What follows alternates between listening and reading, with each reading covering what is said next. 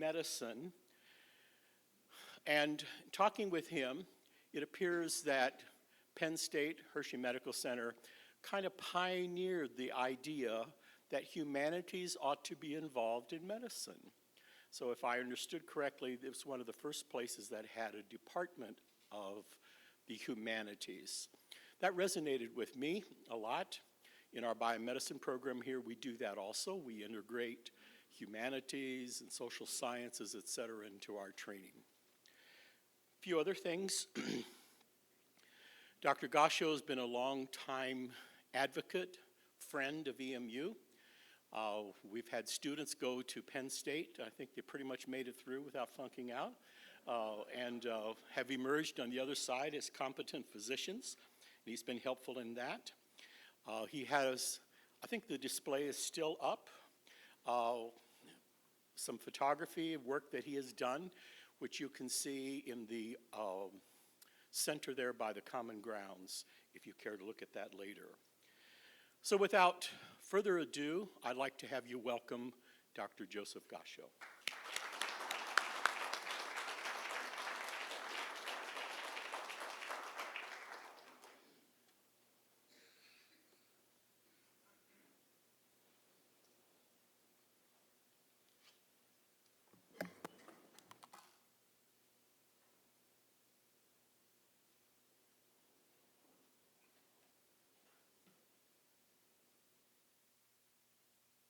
Science part of the background, I think, that I'm supposed to be good at here now.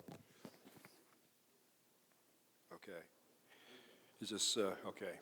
Well, it's a great pleasure and an honor to be here, and particularly to be a part of a joint conference between the science and the English and Arts department. It really means a lot to me because it's kind of where I'm at as a person, and I think it's a really important thing. So thanks so very, very much for having me here. And yes, Penn State Hershey was the first med school to have a humanities department. I think the first class graduated in '71, so the school started in about '67. Just to give you an idea, we have a PhD in English, did her work in Yates, who's on full-time faculty at Penn State, to give you an idea of the kind of integration we have of the humanities there. So we couldn't start this without a few people that have been important. Daniel Suter, I was here only 1 year, but I knew about him, and I had him for, I think, Development and Morphology of Vertebrates was the class at that time. We dissected the cat. But, you know, he was a wonderful person. Several different things. His enthusiasm for what he did and his emphasis on excellence. But I think what I'd really like to talk about today about him was the different hats that he wore. And although he wasn't a writer, he wore his hat or his plain coat on weekends as a minister at Gospel Hill or Weavers. And I think that's the kind of model of a person who does things outside of the sciences that I think is important. He's a wonderful person. I wanted to get a picture of him at Gospel Hill, but I was not able to get that photograph. This is Glenn Kaufman. He taught me physical chemistry when I was a senior in college here. And Glenn also embodies, I think, the mixture and fusion of the arts and the humanities and science. I remember Glenn talking about the harpsichord he had built, and I was pleased I could get this picture from him. This is the harpsichord he built when he was in graduate school at the University of Pennsylvania. So again, the kind of emphasis that I like. Jay Landis, I did not have as a faculty, as a professor here, but I went to high school here, and he was very important in terms of my education at that time. And I was able to pull my Ember. Remember back in those days, you wrote things in your Ember from all kinds of different people. And this, I treasure this comment that he put at the end of his note, and keep interested in writing. So I don't know if Jay is here or not, but thank you, Jay. And then Joyce Brunk. Joyce was a student teacher of mine when I was in high school. She has maintained her interest in critiquing my work and in encouraging me So she's been an important person for me in a connection with Eastern Mennonite University because she was on faculty here for quite a few years, but not more recently. And on a more closer note, she's a sister-in-law as well. Well, these are some old pictures as well. This is me back probably when I was a senior in high school, editor of the Windsock, and another very important connection with actually Eastern Mennonite High School, but my wife Barb there. This was when we were, I'm not sure, seniors or wherever, juniors or seniors in high school. So I have a lot of good memories about EMU, and have been very important in terms of my life and my development. Well, I kind of like to dedicate this really to my father, Alvin Gascho. We moved to Virginia from Nebraska in 1960 when I was 13. And a big emphasis, a big reason for the move was for me to come to Eastern Mennonite High School. And my father left a job. He was a farmer and a minister in Nebraska, and came to work in the maintenance department here, 75 cents an hour. It's an important influence in my life, and a lot of gratitude toward him. And I think you could tell my voice cracks up just a little bit talking about this. This is a poem about my father and our move. New white pickup truck. Father packed the pickup truck, put each piece into its proper place. The truck was new, the teenage boy was proud. From level, ordered fields, they traveled east to twisting streets and city life. For the boy, new life lay there with friends and books and possibility. But for his dad, a humbling job, a lonesome corner far from the heartland home. Unfit for urban life, he traded in the pickup truck. The boy would never know if his father always thought raising corn was better than the stethoscope, or if he ever changed his mind. So I'm going to talk today about the integration of poetry and photography with cardiology for me. I'm not touting this as something that every physician should do or would want to do. It's kind of my thing that I enjoy doing, and I think it helps me very much in various ways. So I was pre-med and wanted to be a doctor from about as young an age as I can imagine, I guess. And the sciences always seemed so important to me. I remember thinking that I ought to memorize the periodic table sometime, which is hanging up here, and I don't know how far I got with that, but that was kind of my bent on science at one time in my life. And I was strongly science-oriented in high school, although I did try to do some other things as well. And obviously in college, organic chemistry, physical chemistry, biology. And obviously, if you're going to go be a physician, the science is absolutely crucially important. This is an angiogram, a coronary arteriogram. Personal story here, this happens to be mine about 3 months ago. But science has an awful lot to do with ever getting to this stage of learning anatomy, what blood supply there is to the heart, developing a technique to visualize that, and then more than that, developing technologies, marvelous stents now that you can put in so that you can fix a blockage like this, that you can go from that to that. So science is obviously critically important, and the last thing I want to do is make any comment about downgrading that in some way. But I think that science and medicine, science in particular in medicine, gets at a couple of questions very well, but there may be some other questions that are not totally answered. And science does very good at figuring out what is wrong, developing the tools to determine what is wrong, and then developing ways to treat it, be they medicines or stents or artificial heart valves or chemotherapy, you name it. But there's a lot more to medicine than there is to finding out what's wrong and trying to fix it. And this is an example of a mock patient. I see patients often on a yearly basis. This example, heart attack 6 years ago, Doesn't have chest pain now, but he's not exercising. It's not up here, but he's smoking a pack of cigarettes a day, and he's not taking all his medicines. And, that's the medical side and the scientific side, but there's a lot else going on with this man. His father died of a heart attack a year older than he is right now, and that's a biggie. His cousin says that the medicines to lower cholesterol tore up his liver. His wife smokes a pack and a half of cigarettes a day. And there are rumors that 3 in his office are going to be let go, and he worries about that, taking care of his family. He worries about his medical insurance. And these are kind of the non-science part of medicine that I don't think we think about very much, but are critically important. And these are the people that I see day after day. And there are certainly doctors who open coronary arteries and put in heart valves for the main thing that they do, but for a lot of us as physicians, it's these kinds of patients we see week after week, year after year, and there's a lot going on with these patients here, and we know what's wrong with them, we know how to treat them, but how do we get across to them to put into practice those kinds of things? And I think we all know that rational logic often is not the thing that changes our mind about something. There have been studies that shown that's the case. So I can show all the logic to you that I want, but it may be something else that's going to move you to make a change. And hopefully, knowing patients can help me to make that change, help them to make that change.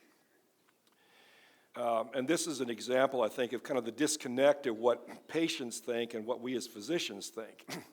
They come to me because of blockages in their coronary arteries, or with blood thick with fat, or sticky sweet, and I will ask if they have made it to the gym 3 times last week, or if they've stopped because they've lost their wind 3 minutes in. They cannot wait for me to press my stethoscope against their chests. They think these sounds are what I listen to. So, to me, the arts are the non-rational side of things, perhaps is a way of saying it, and the arts contribute to medicine and my care of patients because we can humanize the patient with that, and we can make the patient into a person, which I think is really important. And I think in so doing, we can take better care of patients and ourselves, and myself as a physician, I would strongly say as well. Now, I've taken the tack of poetry and photography.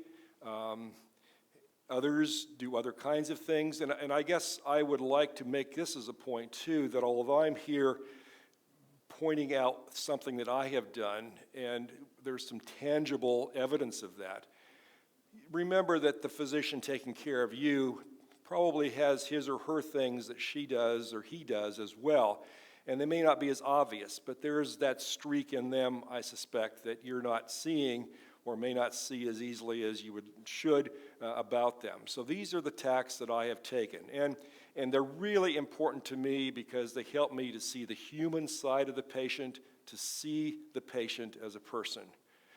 And I hope to help the patient feel more human, to understand himself or herself, and to help other healthcare workers to see the patient as a person.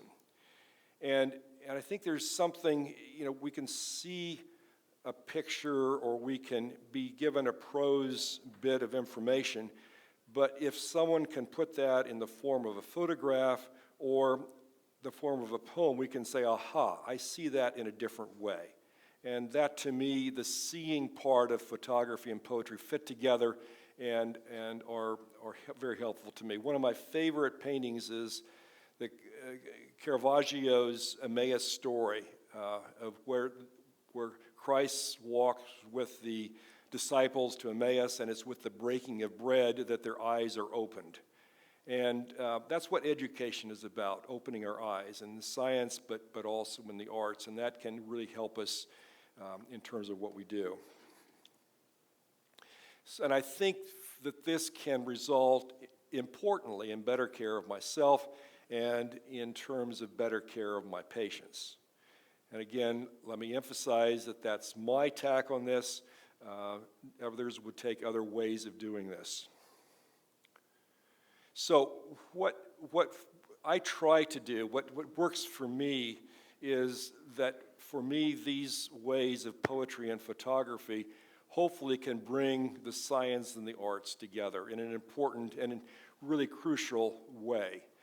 And there's a Toffler, I think Alfred Tauber is his name, who makes the point, he's a philosopher and a physician, and makes the really striking argument. We talk about medical ethics as if it's some subset of medicine, but medical ethics, medicine is really a subset of ethics. We are all called to be healers. We're all healers in some way or the other. And physicians have been healers for centuries and centuries without the technology that we now have. And the broad subset is that we're healers, and medicine is a very crucial and important subset of that, but in a way, it's only a subset. So this all comes together, I think, if we can integrate these. And a note to pre-meds if they're here. The humanities and language is important, is very important. When I interview prospective medical students, I ask them what they read, what they've been reading. And, one student told me he or she had just read 50 Shades of Grey. Let me tell you, the marks went down just a little bit with that one. People who read poetry, Yeats or Rumi, marks go up with that. And, I sit on some of the committees there, and the humanities is a really important thing. And the person who has MCATs of 35 and a GPA of 3.98 ain't necessarily going to get into med school. That's important and that's good, that's nice, but if that's all that person does, they probably won't get in, because the humanities and the non-science part of things are very important. So, I think if I would look back at my career and my background and my studies, I wish I would have done more of this, because it's really been important to me in my career in medicine as well. So the rest of the time here, there isn't going to be a lot of science. There are going to be outlines here. I'm going to talk with you about several different projects I've done to try to use poetry and photography in terms of my interaction with patients, to help myself, to help my patients, to help other healthcare workers as well.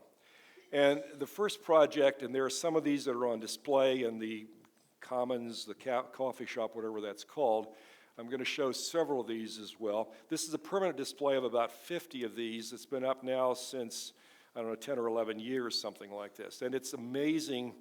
It's on a relatively important hallway at Hershey, and lots of visitors pass through this area. And it's amazing how lots of people enjoy looking at this. And hopefully it makes the point that I'm trying to get across, and that is to show that patients are persons as well.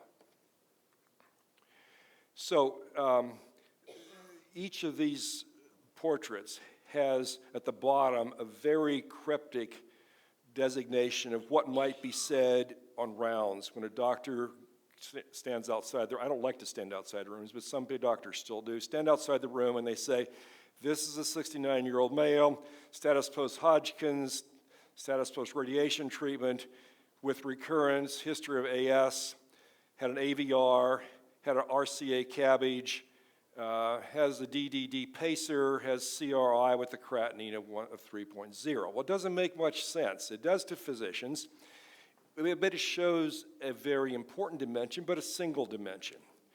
But, if you saw just that writing at the bottom, you would have no idea that this was the guy, would you? And this guy is a person, and he still, at the time of this photograph, actually worked as a guard at a local prison. Now, I hope that the prisoner didn't know too much about his medical condition, because there might have been some jail breaks there. But I think this is a stark contrast between the one-dimensional, easy way, important but perhaps one-dimensional way we have looking at patients, and it's what they really are. And this is helpful to know what this person is like. I mean, when I treat him. So these photos were all taken at the homes or places of business or work of these patients. I would go there, spend half an hour learning to know them, taking the photograph. They could choose the places that they wanted to go to. And not everyone has that opportunity, that time, I understand. But nonetheless, even if it's just a small 30-second or 20-second period of time of getting to know who your patient is, it certainly impacts how that patient can be treated. Just a few more examples. I won't spend as much time talking about these. An elderly woman, I visited her home, saw the room that her husband had died in. That was almost an icon or a sanctuary for her. It was helpful for me to learn about her. And interesting story is here, Barbara, my wife, went along with me, and of course, this lady sent us some kind of she knew we were coming, and so she fixed some kind of a dish, covered dish, and gave it to us to take home. And we went out to the car, and I opened the trunk to put it in, and she yelled out to me, no, don't put it in the trunk, it'll spill, put it somewhere else. And those are the kinds of interactions that you get to know something about someone. This is an elderly man. This man flew jets in World War II, landed on aircraft carriers in the Pacific. What's fascinating about this story is that when this display first went up, there was an opening night, and at this time he was in a wheelchair, and he has Parkinson's disease, and people with Parkinson's disease have this, what we call immobile faces, in which they do not show much in the way of expression at all. They really hardly ever smile. You almost think that they're stoic or not interested in you. But he was wheeled up and saw his photo there, and he broke out into a smile. A young man, kind of the conundrum we have of young people with heart disease, where there's a lot of grayness there. Is this really bad or is it not? Went through all kinds of studies.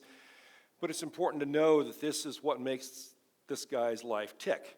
Exercise, playing basketball. And you don't like to put people like that through cardiac caths and all these studies. And do you limit this person in terms of what he does or not? It's helpful to know who the person is. And another lady who had a heart attack involving the bottom part of her heart.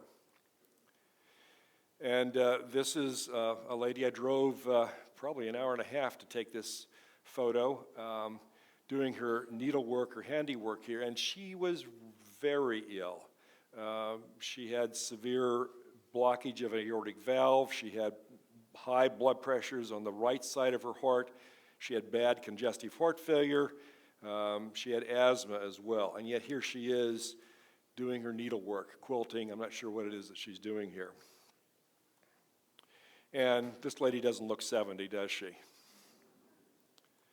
So, a second display I have in our intensive care units, and I've taken photos here of people who have gotten out of the ICU, kind of the success stories, and we have them posted now in the ICU with a picture, a photo of the person outside home doing their normal activities, and then with a short, this is not so much scientific jargon, but the kind of jargon that people could look at and read, and they're posted there so that family members can look around and say, aha, at least somebody got out of here alive, and maybe there is some hope. But that's important. I mean, these are dreadful places for family members in ICUs, and is my loved one going to stay here and go out in a stretcher covered over with a sheet, or are they ever going to make it out alive? And it's hope is an important thing in this situation. So just a few of these. This is a young woman who had congenital heart disease, and it was recommended that she not become pregnant. She did, had a baby. The baby's healthy. And it's a story in itself. I think it's pretty obvious what kind of a message this can give. This is a man who had a cardiac transplant on his motorcycle. And I won't say too much about this, but I'll tell you that his heart came from another motorcycle incident. You can put two and two together with that one. And a young man who his heart has recovered, but was in the ICU for a considerable period of time. So not only are patients persons, but I think what I want to try to do is show our patients that physicians can be persons too, that they do other things than wield stethoscopes and catheters and give harsh rational lessons to people. So in several of our waiting rooms, I've taken a series of portraits of some of our physicians doing things other than wearing white coats and taking care of patients. And this is a pianist,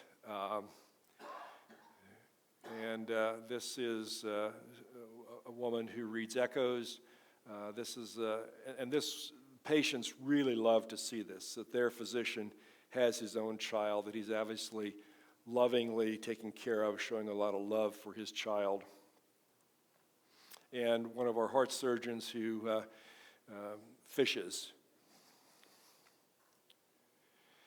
And not only are, another way I've used photographs and portraits is to show that there are other people important in medical institutions than just the doctors and the nurses. And the plaques go up in the hospital for the deans and the big shots, but the infrastructure is really important too. So I took a series of photos of ancillary workers, people who are, painters and bus drivers and things like this. And although for some renovation it's down right now, but it's going to be back up shortly, another permanent exhibit in which these people are pictured. And this is a cleaning woman. So they're dressed in their finest clothing, but using some object here that identifies that they do something else. And this is a mechanic. And this is a man who is an attendant who goes around and gets patients on wheelchairs. And this is a bus driver. And it's amazing how valued these people feel to see this. They love this display. And a lot of people really like this display. And I think they nod their heads, and I think they hope to get the message. And outside this display, I have a plaque of my father as a maintenance worker, the one that's shown in the Commons in the coffee room. So I'll get now to the poetry part of this as well. A lot of what I do as a physician is to read echoes. Echoes are sonograms of the heart. And when I read these echoes, I see a name and an age and a maybe 3 or 4 word description of why that person's having an echo done. That's all I know about the patient. I sit in this dark room and read for all afternoon and read echo after echo. And my mind kind of wonders sometimes as to what's going on here. Does this person know that this is a serious problem, or do they think it's a serious problem and it's not really a serious problem? Is someone going to call them on time about this? What would I be like? What would I be thinking if this was my echo? And so these are some sonogram pictures. You don't need to understand what the echo shows, but I really like the juxtaposition of image and poem. Even though you don't know everything about the image, I think it adds some dimension to that. And I'll explain just a bit about the images as well. Well, this is the first one, and as I tell people, only when I see pictures like this do I realize that I do have a bald spot, more than a bald spot right now. But this is a picture of me reading echocardiograms. And this is a poem about that. Echocardiogram, you being the patient, you, or the patients, you gaze upon the image on the monitor, bits of sound bounced from probe through skin to heart, then back again. An instrument to show what made your heart to break. I only wish there was a tool I could use on me, not you, to look inside not heart, but soul. so I could know for what it yearns, so I could learn to make it whole. Ideals, okay? This is an echo that would be a striking image to a cardiologist. It doesn't mean anything to you, I understand.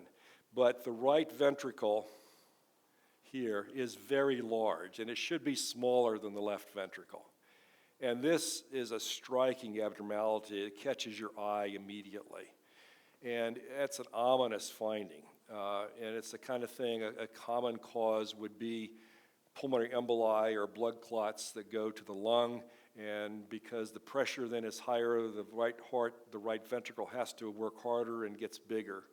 And blood clots are common in malignancies like pancreatic cancer.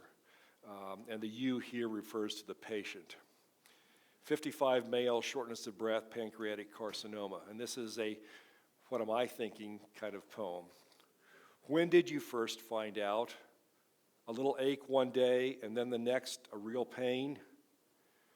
Or did the food you'd always had 2 helpings of no longer tempt? I know you know, or do you know, how bad's this crab that's bit and won't let go? The right side of your heart has gotten big, I guess from pumping into pipes plugged up with clots of blood. I suck in air through open lips, then stop and blow it out. Tonight, I'll taste each bite, put down my fork before the next, and tell my wife how good she looks.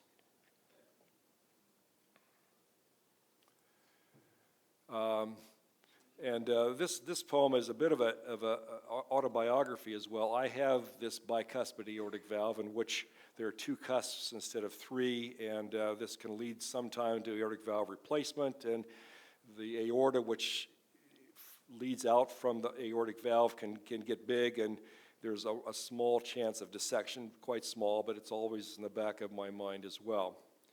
And the U refers to me in this poem. And its systolic click is the stethoscope sound we hear. Bicuspid aortic valve is what BAV means. Whoever sent you for this test was smart to think the sound she heard was from a malformed valve, 2 cusps instead of 3. She'll tell you when you see her next about what lies ahead in 15 years or so, an artificial valve. But will she tell you that the pipe beyond the valve could crack at any time? She will not know just what you want to know. Some facts I wish I didn't know, like you. My valve's bicuspid too. So this gets at not only my personal feelings, but as a physician, sensing how much a person wants to know, how much they don't want to know, that gray area of communicating with patients. And not that you lie to a patient, but you also want to be aware of how much they want to know. Some people say, don't tell me anything. Some people say, I want to know everything. And it's a fine line that has to be drawn. Palpitations are something as a cardiologist that we are happy to see patients with palpitations because they're almost always safe and benign. They're scary as can be to people, but usually, there's usually nothing wrong with the heart. But palpitations. She thinks this flipping and flopping is her heart about to break, that she will drop like her dad at 45. But I like echoes like hers, chambers, normal, valves that open wide, snap shut in sync. Still, when the clock tolls 2 tonight, some demon may jump from my breastbone to my Adam's apple and wildly beat his drums.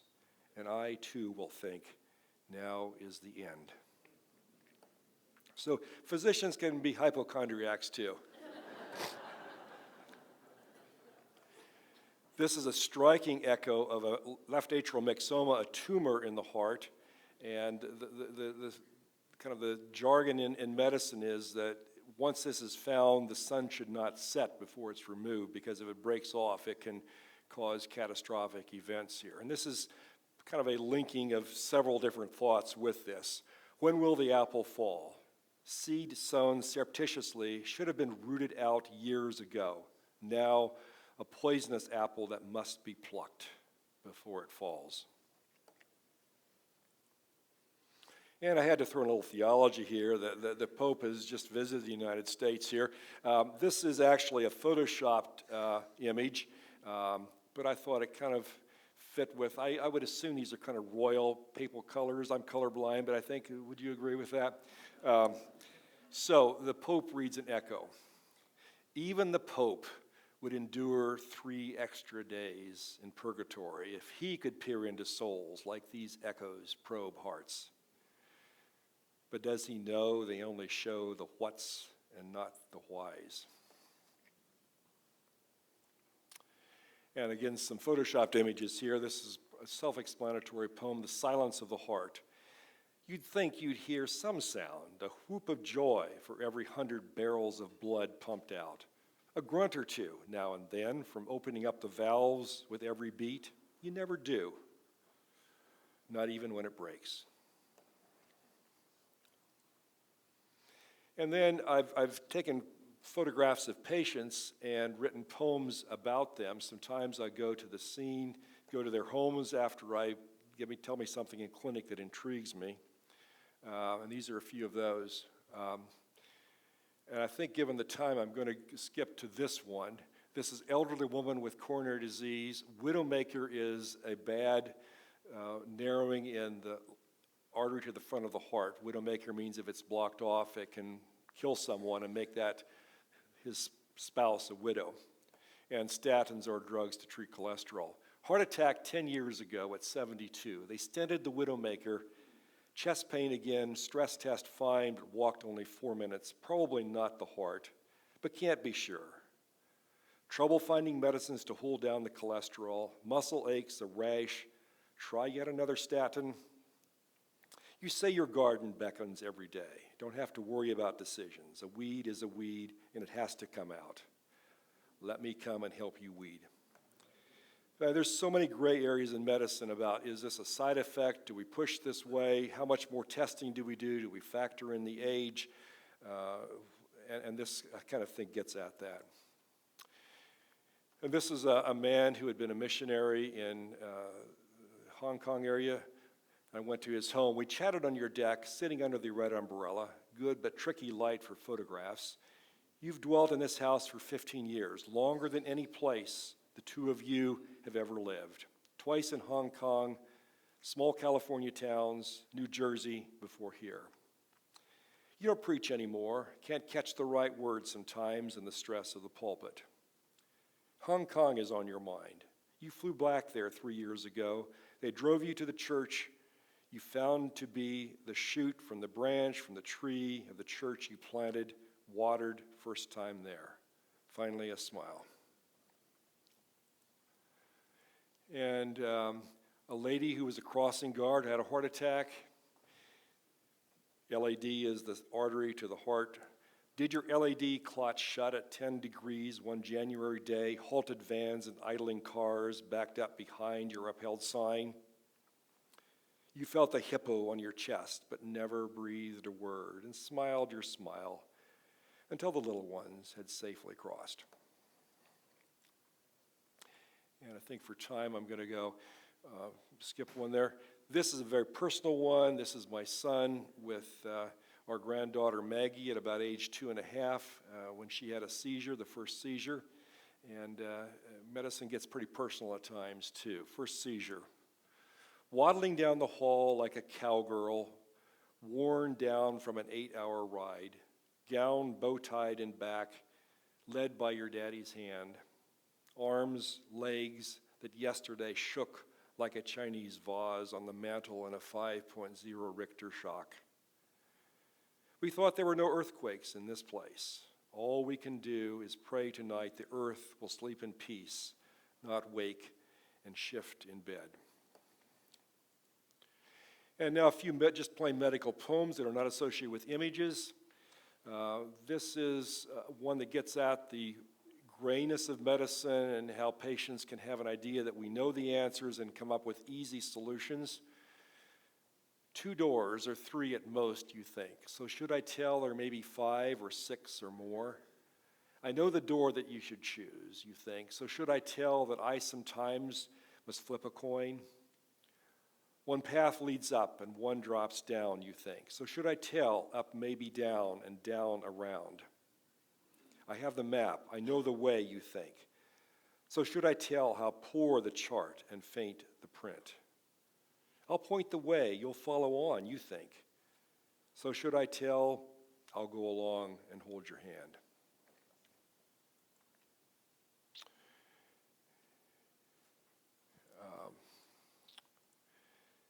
This is just a bit of humor from poems. An ICD is a device that's put into the heart to sense for a bad rhythm and can deliver an internal shock if the person goes into ventricular fibrillation. It's put into people who have low heart function. And this is a bit of a humor to a poem. My ICD, obviously the I is not me, but it's the patient here. I'll wake at 3 a.m. from terrible dreams. I've learned to calm myself by turning so my left ear's down. I hold my breath until I hear the lub-dub-lub as steady as the ticking mantle clock. They tell me all's as well as it can be for me, that if my ticker ever stops again, this $20,000 wire they put inside my heart will figure out what's going on and do its thing.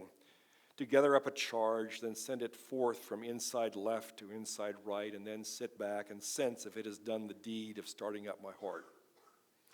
I pray to God each night before I go to bed that it won't sleep, that it will always be alert to check the cadence of the beats, that those who figured out the logic of it all and wired it in the little buried oval box that runs this show were sober on the day they thought it out.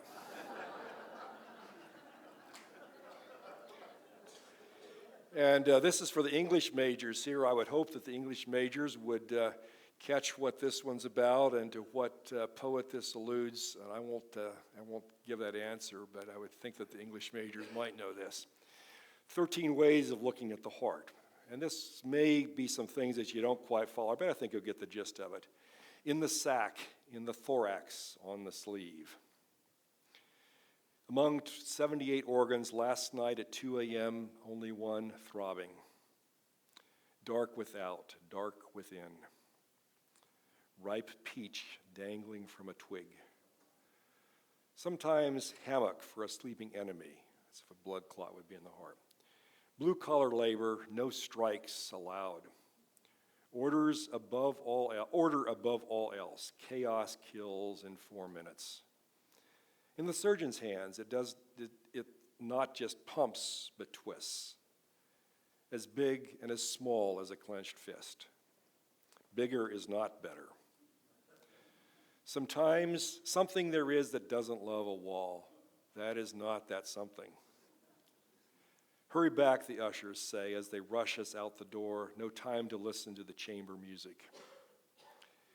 Did-did-did-did-did. Did-da, did-da, did-da. Did-did-did-da, did-did-did-da. Da. And I want to end on a couple of poems. One of Us. This really gets at, I think, my perception that a lot of people think that doctors are pretty stoical and maybe don't have emotions about things, but they do. And this poem hopefully gets at that. Us refers to the medical community in general, physicians, other people connected with care, patient care. One of us, and this is a code situation, a person's had a cardiac arrest. One of us asks, is there family? He has 2 children, a son in Omaha and a daughter in Idaho. One of us has her knees on his bed, both arms locked at her elbows, caving in his breastbone an inch, holding, releasing 100 times a minute. One of us squeezes a blue balloon that pushes oxygen through the tube on one of us shoved down his throat 20 minutes ago when he first gasped for breath. One of us feeds him not meat and potatoes as he must have been accustomed to, but calcium and epinephrine.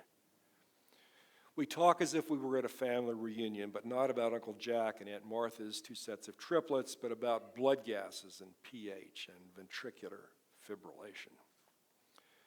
One of us pushes the green button on the little machine and waits, and then pushes the red button.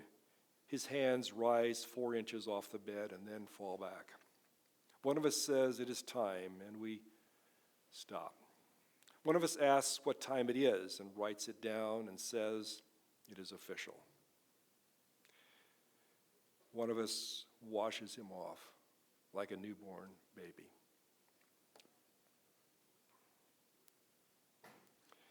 And that's the last poem is entitled The Joy of Medicine.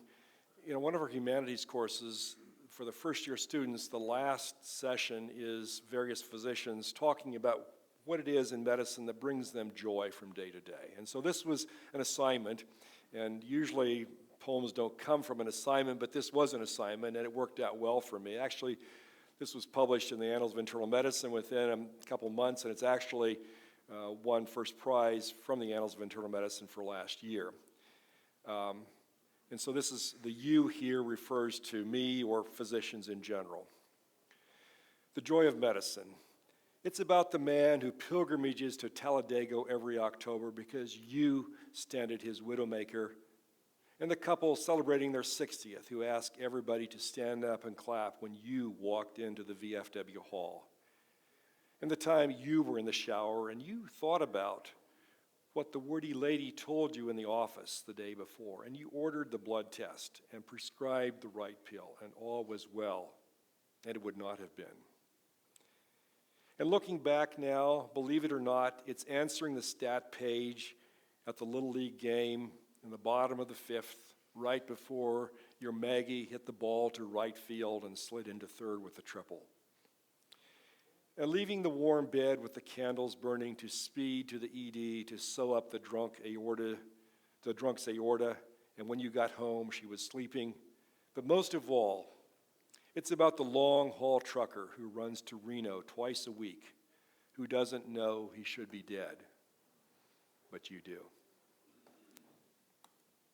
So thank you very much.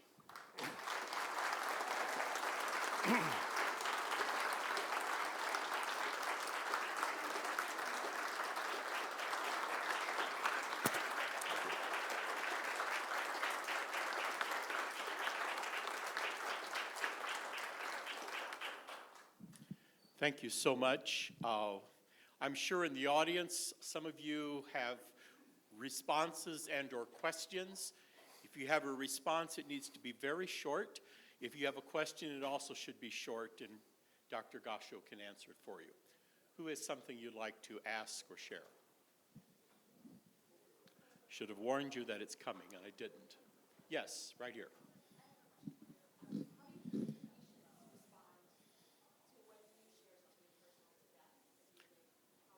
Yeah.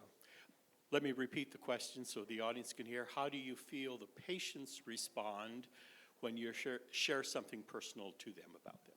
Yeah, in general, they're very positive. I mean, they love, I would say 95+% of them like to have their picture taken. They love it, actually. I've had several of the photos now that when someone dies, the family wants to have the photos up at the funeral. Patients really take pride in this, and I share the poems with them, and even though sometimes there's some poetic license with the poem and it's not, the details aren't exact, they really resonate with this, and they really, in general, almost totally really are pleased with it. Yes. I want to make sure that folks know that they can go to Common Grounds or to the University Commons. I'm not sure if it's in the Gaiman Gallery or Common Grounds, where you can see. It's in the coffee room. It's in Common Grounds in the University Commons to see a display of his photography. Okay, just to repeat, display of his photography in the Common Grounds area. And there's echo with the poems too. There are some poems there too, yeah. Other questions, comments? Yes, right there. I wonder what it was that led you to the photography and the poetry. When in your career did you start this? Was this very early on? What led you to it?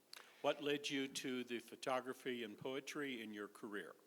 That's really tough. I think it's just, why do people play golf, and why do they, it's hard to know. I started being interested seriously in photography back really in my college days. My mother lived here and I lived in Pennsylvania, and the way we communicated was I would take photographs and paste them on a piece of cardboard and send them to her as postcards. Back in 2002, my wife got me a wonderful at that time, state-of-the-art Nikon D100, which was kind of state-of-the-art at that time, cost $2,000 then and costs about $2 now, the way things go. But it was one of those tools that was just really instrumental in changing things. I went to a conference at Karuko, an Episcopal campground in North Carolina in 2003 called Expressing Your Spirituality Through Digital Photography, which is kind of a crazy title, but it was a revolutionary thing in my life. I've been writing poems for a long time. We have a PhD on faculty there who's been really very helpful for me. So I don't know. I mean, it's hard to piece. These are some of the threads, but probably don't explain everything. Okay, question here. I'll let you repeat the question. Okay. Based on your experience, what was the most drastic change or progression that you've seen in the patient once the humanities were actually involved in their treatment? Yeah, you're asking about what's the most drastic change you've seen when something like this is poetry or something. Is that right? Yeah, you know, I don't see drastic examples. It's just more of a kind of sense of we understand each other better in the clinic. When I see the patient the next time, it helps me in terms of coming up with the best treatment. I don't know that I've seen anything that I would put in the dramatic range. It's more a gradual change and kind of shifting it in one direction, perhaps. Okay, there. I noticed that most of your images are black and white, and I also noticed relationships. You talked about the importance of relationships in photographing and white art. So you're asking about the black and white and the relationships. Could you explain the relationship part just a bit more, please? With the people that you're photographing. In other words, these aren't just snapshots. Right, yeah. Well, the black and white, I do them in both black and white and color. I think there's something to me that stands out with the black and white.